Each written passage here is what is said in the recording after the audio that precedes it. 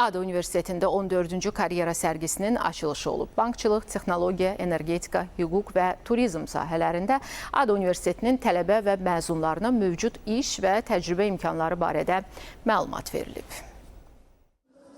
ADA Universitetində 2000-dən çox tələbə və məzunun iştirak etdiyi 14-cü karyera sərgisi keçirilib. Müxtəlif dövlət və özəl qurumların təmsil olunduğu sərgidə 150-yə yaxın şirkət iştirak edir. Burada tələbələr üçün maliyyə, marketinq, data və süni intellekt kimi müxtəlif sahələr üzrə vakansiyalar təqdim olunur. Məzunlar öz CV-ləri ilə şirkətlərə müraciət edirlər.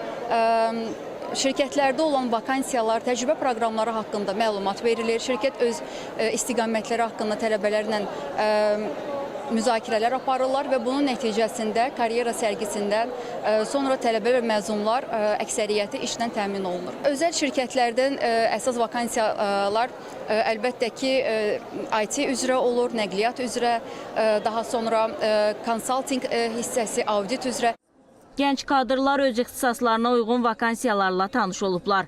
Onlar gələcək karyeralarını planlaşdırmaq üçün həm nəzəri, həm də praktiki biliklərə yiyələnərək əmək bazarına ilk addımlarını atıblar. Əsasən qrafik dizayn və marketinq vakansiyaları ilə maraqlanıram. Elə əsasən qrafik dizaynla daha çox incəsənətlə bağlıdır deyənə daha çox onunla maraqlanıram. Bəs axtardığınız uyğun vakansiyalar tapa bilirsiniz burada? Bəli, bir çox şirkətlərdə müxtəlif vakansiyalar var və artıq bir neçəsinə CV-mi təqdim etmişdim. İxtisasım elektrik və elektronika mühəndisliyi olduğu üçün sırf enerji sahəsi üzrə müraciət etmişəm. Bizneslə əlaqəli vakansiyalarla maraqlanıram.